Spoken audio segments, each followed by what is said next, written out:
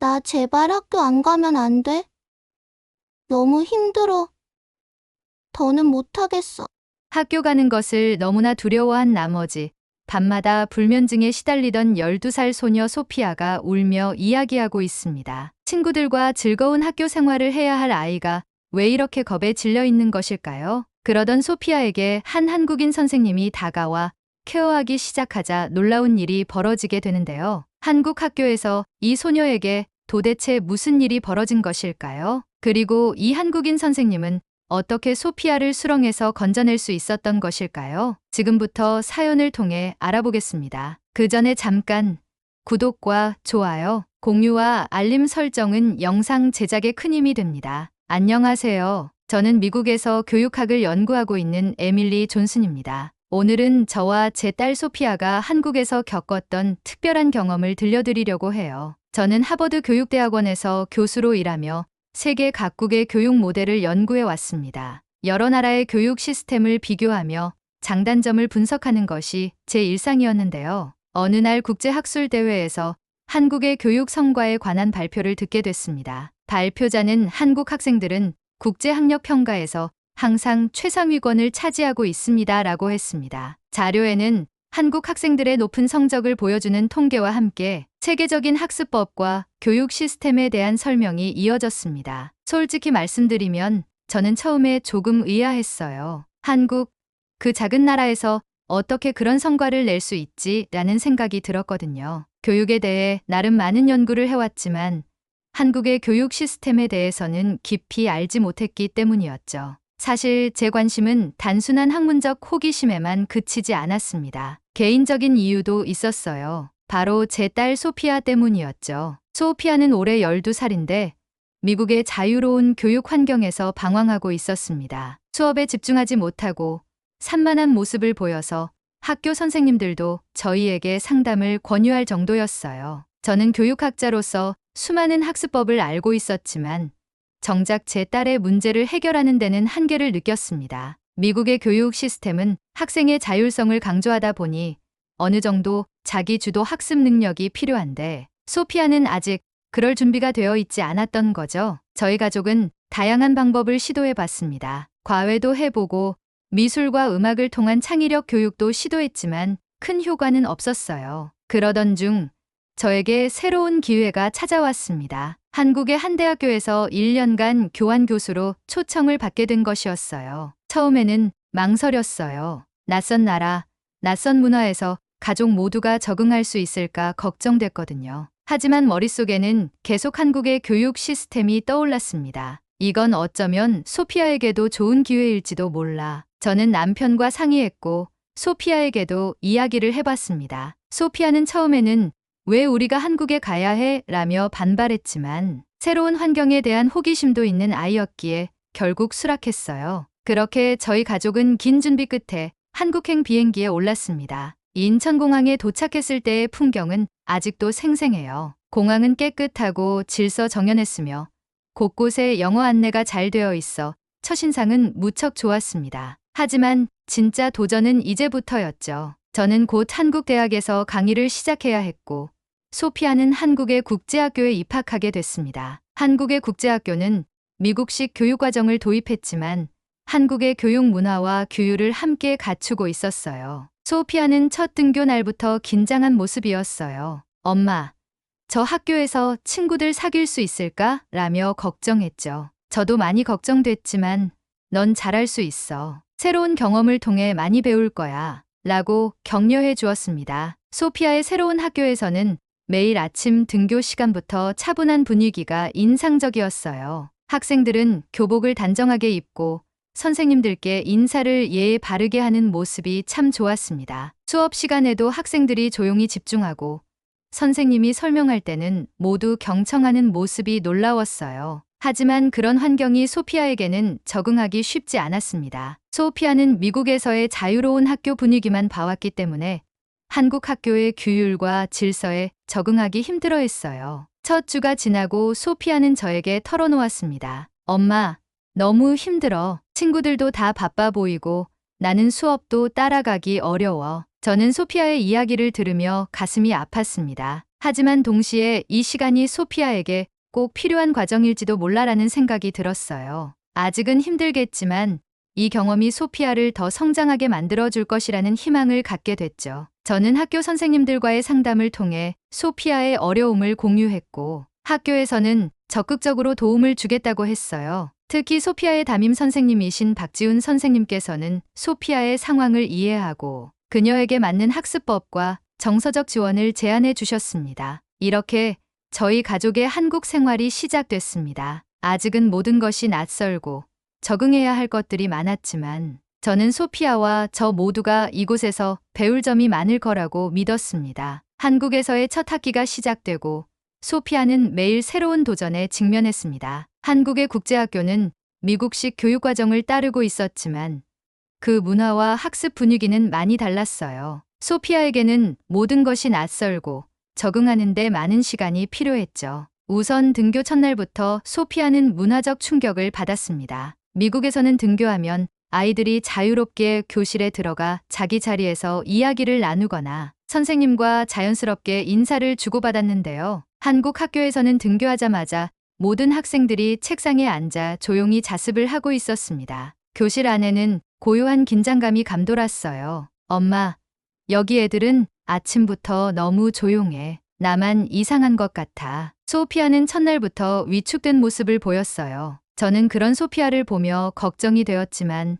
처음엔 모두 낯설어하는 거야. 시간이 지나면 괜찮아질 거야. 라고 다독여 주었습니다. 또 하나 소피아를 당황하게 만든 것은 인사 문화였습니다. 한국에서는 선생님을 만나거나 선생님이 교실에 들어오셨을 때 학생들이 고개를 숙여 인사하는 것이 일반적이었어요. 소피아는 이 인사 문화가 어색해서 눈치를 보며 따라했지만 자꾸만 손이 올라갔고 손을 흔들며 인사하고는 어색하게 웃을 때가 많았어요. 그런 경험이 반복되면서 소피아는 점점 자신감을 잃어갔습니다. 수업 시간에도 어려움은 계속됐어요. 소피아는 수업 중 손을 들어 질문을 하거나 의견을 말하는 것에 익숙했는데 한국 학교에서는 학생들이 질문보다는 선생님의 설명을 조용히 듣는 분위기였어요. 엄마, 내가 질문을 해도 되는 걸까?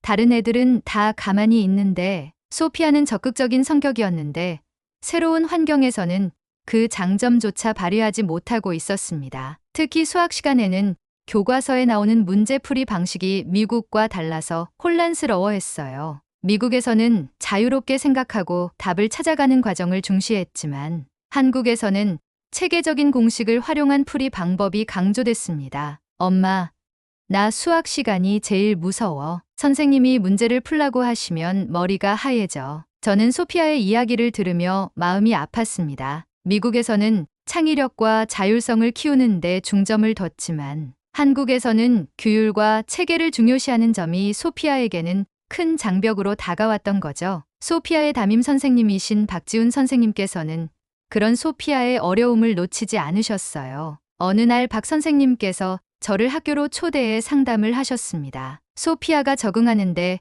어려움을 겪고 있는 것 같습니다. 제가 도울 수 있는 방법을 찾아보겠습니다. 박 선생님은 소피아에게 맞춤형 학습 지원을 제공해 주셨습니다. 예를 들어 한국어가 어려운 과목에서는 영어 보조 자료를 제공해 주셨고 소피아가 수업을 따라가기 힘들어할 때는 방과 후에 따로 남아 수업 내용을 설명해 주셨어요. 하지만 그럼에도 불구하고 소피아의 불안감은 쉽게 사라지지 않았습니다. 그녀는 점점 학교 가는 것을 두려워하게 됐고 밤마다 불면증에 시달렸습니다. 엄마, 제발 나 학교 안 가면 안 돼?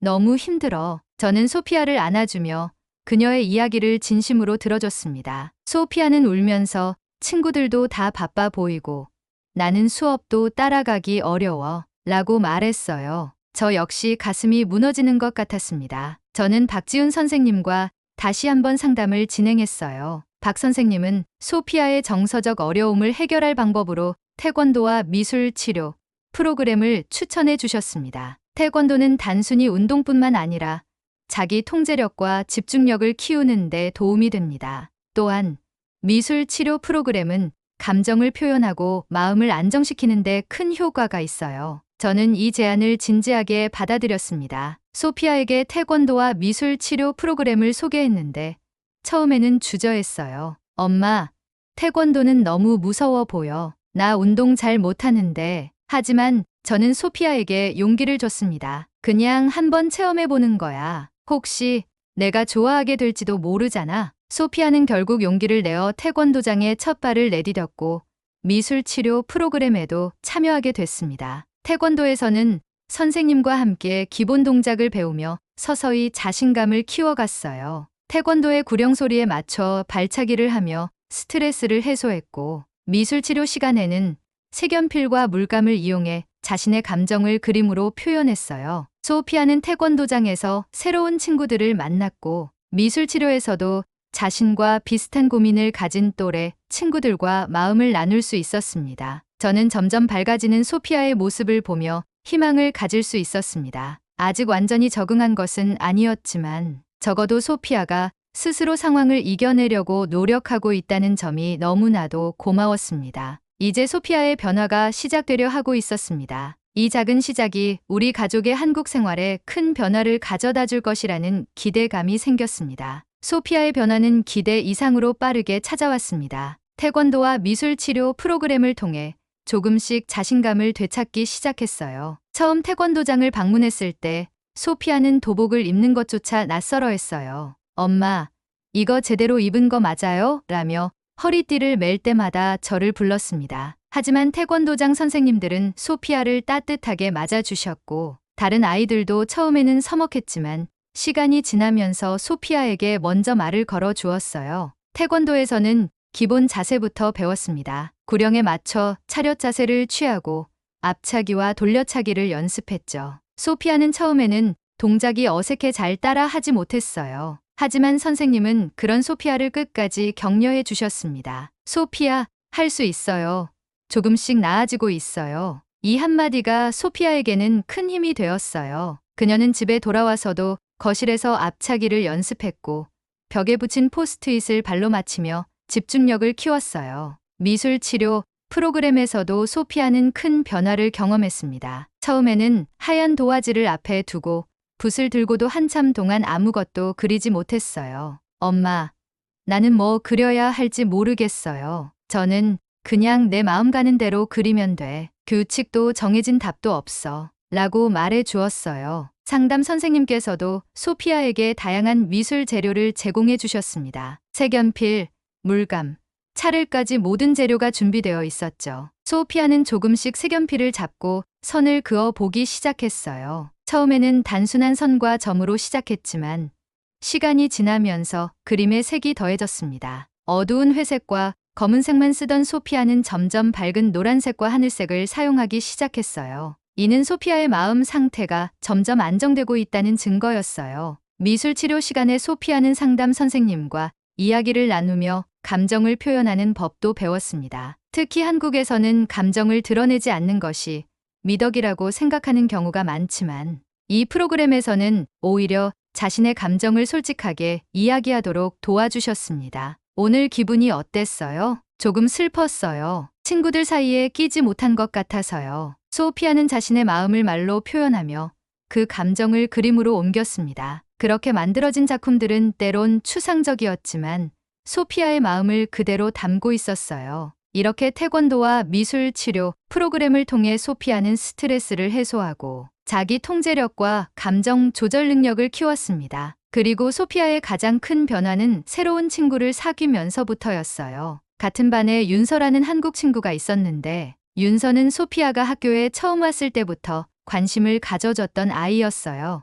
윤서는 소피아에게 한국어를 가르쳐 주기도 하고 점심시간에는 함께 도시락을 먹으며 한국의 문화를 알려줬습니다. 소피아도 윤서에게 영어를 가르쳐 주며 둘은 점점 가까워졌어요. 어느 날 윤서가 소피아에게 태권도 시합을 보러 오겠다고 했을 때 소피아는 정말 감동했어요. 시합 당일 소피아는 윤서의 응원을 받으며 열심히 경기에 임했고 결국 초급 단계를 통과하며 첫 승급을 했습니다. 엄마, 나 이제 하얀 띠에서 노란 띠로 바뀌었어요. 소피아의 표정은 자부심으로 가득했어요. 이제 단지 태권도 기술을 익힌 것뿐만 아니라 스스로 해냈다는 성취감과 친구의 응원을 받는 기쁨까지 함께 느끼고 있었습니다. 학교에서도 긍정적인 변화가 계속됐습니다. 과학 시간에 박지훈 선생님은 소피아에게 발표할 기회를 주셨어요. 소피아는 영어로 태양계에 대해 발표했는데 친구들은 소피아의 발표를 경청했고 발표가 끝난 후 박수도 쳐주었습니다. 엄마, 친구들이 제 발표가 멋지다고 했어요. 이제 학교 가는 게 덜 무서워요. 이 작은 성취들이 모여 소피아에게 큰 변화를 가져왔습니다. 또한 학교에서는 미술대회가 열렸는데 소피아는 자신이 미술 치료 시간에 그렸던 그림을 응모했어요. 그림 속에는 밝은 색감으로 표현된 가족과 친구들이 손을 잡고 웃고 있는 모습이었어요. 그리고 놀랍게도 그 대회에서 수상을 하게 됐습니다. 소피아의 이름이 불리고 친구들이 축하해 줄 때 그녀의 얼굴은 정말 환하게 빛났습니다. 그리고 과학 경시 대회에서는 윤서와 팀을 이루어 참가하게 되었어요. 둘은 매일 방과 후에 모여 실험을 준비하고 발표 자료를 만들었습니다. 한국에서는 팀 프로젝트에서도 서로의 역할을 철저히 분담하고 협력하는 문화를 배울 수 있었죠. 대회 날 소피아와 윤서는 함께 만든 프로젝트를 발표했고 심사위원들은 창의적이고 논리적이다라며 칭찬해 주셨습니다. 결국 좋은 성적을 거뒀고 소피아는 그날 자신을 자랑스러워했습니다. 이 모든 경험을 통해 소피아는 단순히 학업뿐만 아니라 인간관계와 감정 조절에서도 성장을 이루었습니다. 이제 소피아는 학교에서도 친구들과 자연스럽게 어울리고 수업 시간에 적극적으로 참여하는 아이가 되었어요. 저는 소피아의 변화를 보며 한국의 체계적인 교육과 따뜻한 공동체 문화가 큰 힘이 되었다는 것을 깨달았습니다. 소피아는 한국에서의 경험을 통해 집중력과 자기 통제력을 키웠을 뿐만 아니라 친구와의 관계에서도 더 성숙해졌어요. 그리고 무엇보다 한국의 배려 깊은 선생님들, 특히 박지훈 선생님의 따뜻한 지도 덕분에 소피아는 자신을 믿고 도전하는 법을 배울 수 있었습니다. 이제 소피아는 학교에서 진행되는 다양한 활동에도 자발적으로 참여하고 다른 친구들을 도와주는 모습까지 보여줬어요. 그녀의 눈빛에는 더 이상 두려움이 아닌 기대와 희망이 가득했습니다. 이제 남은 것은 이 경험을 통해 우리 가족이 어떤 새로운 결심을 하게 될지, 그리고 소피아가 앞으로 어떤 목표를 세우게 될지였습니다. 소피아의 놀라운 성장은 저희 가족 모두에게 깊은 깨달음을 주었습니다. 한국에서의 1년은 단순히 새로운 문화와 교육을 경험하는 시간을 넘어 저희 가족이 진정으로 성장할 수 있었던 시간이었어요. 저는 교육학자로서 한국의 체계적인 교육 시스템과 따뜻한 공동체 문화가 얼마나 큰 힘을 발휘하는지 직접 경험할 수 있었습니다. 특히 소피아의 변화 과정을 지켜보면서 교육이 아이의 삶을 어떻게 변화시킬 수 있는지를 다시 한번 깨닫게 되었죠. 저는 그동안 교육의 자유로움과 창의성을 강조해 왔지만 한국에서는 그에 더해 규율과 꾸준함이 얼마나 중요한지를 배웠습니다. 특히 한국의 선생님들은 학생 한 명 한 명을 세심하게 챙기며 학습뿐만 아니라 정서적인 부분까지도 깊이 신경 써주셨습니다. 이러한 경험을 바탕으로 저는 한국과 미국 교육의 장점을 결합한 새로운 교육 모델에 대한 논문을 준비하게 되었어요. 논문의 주제는 창의성과 규율의 조화, 한국과 미국 교육 시스템 비교를 통한 새로운 방향 모색이었습니다. 저는 한국에서 배운 교육 방법과 소피아의 실제 사례를 바탕으로 이 논문을 썼어요. 예를 들어 태권도를 통해 소피아가 자기 통제력과 집중력을 키운 사례, 미술치료 프로그램을 통해 감정 표현 능력을 향상시킨 경험 등을 구체적으로 담았습니다. 이 논문은 국제학술지에 게재되었고 많은 교육 전문가들이 제 연구에 관심을 보였습니다. 강연 요청도 이어졌어요. 특히 한국의 교육 방식에서 배울 점이 많다는 반응이 많았습니다. 저는 강연을 통해 한국의 교육적 가치와 체계적인 학습법, 그리고 학생들 간의 따뜻한 배려, 문화를 강조했습니다. 한국에서는 학업 경쟁이 치열하지만 동시에 친구를 도와주는 문화도 함께 자리 잡고 있다는 점을 설명했어요. 소피아 역시 한국에서의 경험을 통해 새로운 목표를 세웠습니다. 이제는 단순히 학교에 적응하는 것을 넘어 장차 글로벌 인재 양성을 돕는 교육 전문가가 되고 싶다고 말했어요. 엄마, 나도 다른 나라의 아이들이 더 좋은 교육을 받을 수 있도록 돕고 싶어요. 한국에서 내가 받은 도움을 돌려주고 싶어요. 소피아는 이제 자신이 받은 도움을 다른 사람들에게 나누고 싶다는 마음을 갖게 되었어요. 그녀는 한국에서 고등학교를 졸업하고 이후에는 교육학을 전공하며 국제교육 프로그램에 참여하고 싶다는 계획을 세웠습니다. 저희 가족은 원래 1년만 머물 예정이었던 한국에서의 생활을 더 연장하기로 했습니다. 소피아는 한국 학교에서 고등학교까지 다니며 더욱 깊이 한국 문화를 배우고 싶다고 했어요. 저희 가족은 이 결정을 통해 한국에서 더 많은 것을 배우고 더 많은 사람들과 교류할 수 있었습니다. 그리고 소피아는 한국에서의 경험을 토대로 미국과 한국을 잇는 가교 역할을 하겠다는 비전을 키웠습니다. 그녀는 이제 자신감과 책임감을 갖춘 청소년으로 성장했어요. 학교에서도 학급 대표로 뽑혀 친구들을 도우며 리더십을 발휘했죠. 특히 소피아는 학교에서 진행되는 다양한 프로젝트에 자발적으로 참여했습니다. 그녀는 한국 친구들과 함께 팀을 이루어 문제를 해결하고 각자의 역할을 맡아 책임감 있게 임했어요. 예를 들어 환경보호 프로젝트에서는 폐기물 줄이기 캠페인을 기획하며 친구들과 함께 포스터를 만들고 직접 발표까지 했습니다. 소피아는 영어가 필요한 부분에서는 자연스럽게 역할을 맡아 친구들을 도왔고 친구들은 소피아의 리더십을 인정해 주었습니다. 방학 동안에는 한국의 봉사활동에도 참여했어요. 지역 아동센터에서 영어를 가르쳐 주며 자신의 재능을 나누었어요. 소피아는 그곳에서 만난 어린이들에게 단순히 언어를 가르치는 것뿐만 아니라